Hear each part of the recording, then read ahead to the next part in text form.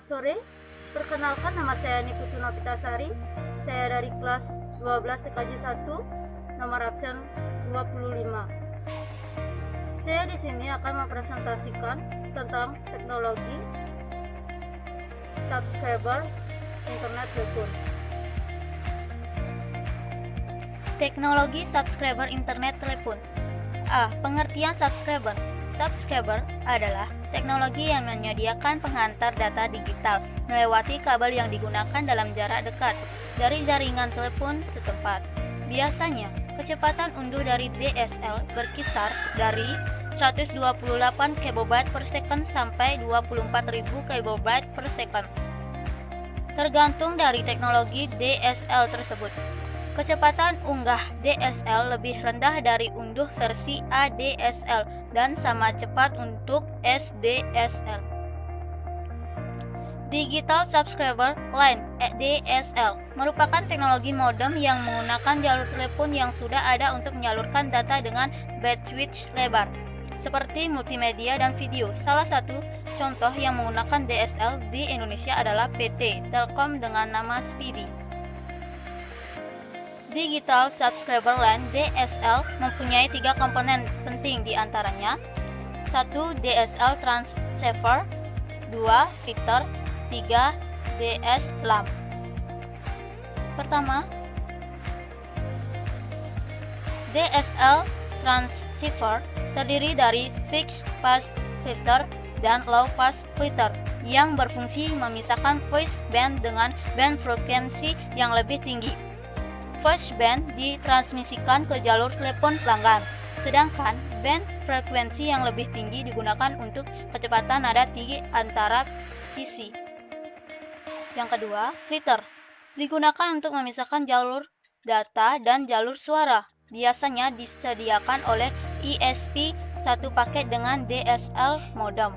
Yang ketiga, DS-LAM. DS-LAM berfungsi menerima sinyal dari pelanggan DSL dan meneruskan ke backbone berkecepatan tinggi. Menggunakan teknik multiplexing, DS-LAM terhubung dengan line DSL dengan kombinasi Asynchronous Transfer Mode atau ATM, Frame Relay atau IP. DS-LAM memiliki fungsi sebagai berikut: 1. Sebagai filter voice dan data, 2. Sebagai modulator dan demodulator, 3. Sebagai multiplexer. Prinsip kerja subscriber pada internet telepon. Asymmetric Digital Subscriber Line (ADSL) menggunakan kabel telepon yang telah ada, jadi bukan fiber optik. ADSL juga dijuluki revolusi di bidang internet atau istilah asingnya broadband.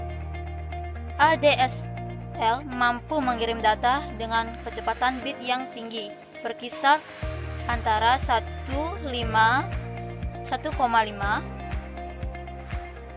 Mbps sampai 8 Mbps untuk arah downstream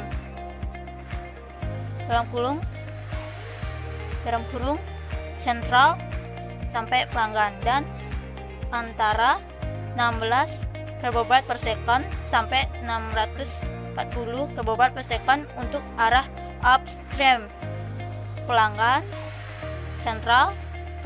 Kemampuan transmisi ADSL inilah yang mampu mengirimkan layanan interaktif multimedia melalui jaringan akses tembaga. ADSL sendiri merupakan salah satu anggota dari DSL family. Teknologi HDSL sendiri mempunyai berbagai macam variasi. Instalasi subscriber internet telepon secara umum. Melakukan dial-up. Ada beberapa cara yang dapat dilakukan untuk terkoneksi dengan internet. Salah satunya adalah koneksi internet dengan dial-up, yaitu akses internet dengan menggunakan jalur telepon. Untuk melakukan koneksi ini, perangkat yang dibutuhkan yaitu 1 unit komputer, 1 modem, 1 sambungan telepon. Hal yang harus dilakukan adalah berlangganan ke salah satu ISP. memasang modem ke komputer, menginstal software internet yang disediakan oleh ISP, menghubungkan komputer dial-up ke ISP. Kelemahan dari dial-up adalah sebagai berikut. 1. Saat melakukan koneksi internet, telepon tidak dapat digunakan untuk sambungan keluar atau menerima telepon. 2. Akses ini menggunakan modem analog, sehingga kecepatan akses lebih rendah dibandingkan metode lainnya, yaitu berkisar antara 64 kB per second sampai 128 kB per second. 3. Metode ini tidak dapat dijadikan hotspot karena kecepatan internet yang rendah. Konfigurasi subscriber pada internet telepon. Dalam konfigurasi jabatan jaringan, kelompok komputer penggunaan terhubung ke subnet tunggal. Implementasi awal menggunakan DHCP untuk menyediakan detail jaringan seperti alamat IP kepada peralatan pengguna dengan autentikasi melalui alamat MAC atau memberikan nama host. Kemudian implementasi seringkali menggunakan PP atau Internet atau Asynchronous Transfer Mode,